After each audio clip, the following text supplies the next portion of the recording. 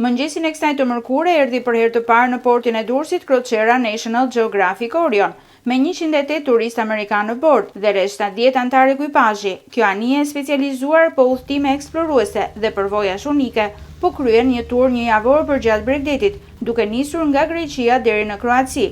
Në bordin e anijes u zhvillua ceremonia Maiden Call, ku mori pjesë kapiteni i portit Aulan Tallka dhe kapiteni i anijes Alex Dudov. Ceremonia në fjalë organizohet në të gjitha rastet kur një kroçer apo traget viziton për herë të parë portin më të madh në vend. Kjo linjë re turistike i shtohet hartës së destinacioneve që vizitojnë qytetin bregdetar dhe shënon një hap të rëndësishëm për promovimin e Durrësit si destinacion i turizmit elitar dhe kulturor. Sot kemi mirëpritur kroçerën National Geographic Orion, e cila vjen për herë të parë në portin e Durrësit.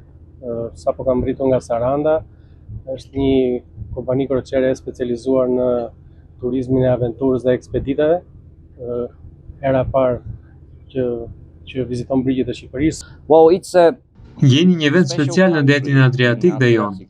Po udhëtojmë në Greqi, Shqipëri, Malin e Zi dhe Kroaci. Gjatë një mundohemi t'u hapim sy të ftuarve tanë dhe t'u tregojmë Shqipërinë e vërtet. Do të rikthehemi sërish këtu dhe mendoj se sa më shumë të zbulojmë nga vendi juaj, aq më shumë të tjerë vizitorë do të duan ta shohin Shqipërinë dhe Durrësin. Më pas, mediat u ftuan të zhvillonin një tur në ambientet e kroçerës, e cila planifikon që gjatë këtij viti të prek dhe 5 herë të tjera portet shqiptare të Sarandës dhe Durrësit. Udhëtimi në bordin e National Geographic Orion në përportet e vendeve ballkanike ka për synim të ofrojë një tur në zemër të thesareve arkeologjike dhe siteve interesante të trashëgimisë botërore të UNESCO-s, nga Delfi në Dubrovnik, si dhe gjurmët e antikitetit në Shqipëri.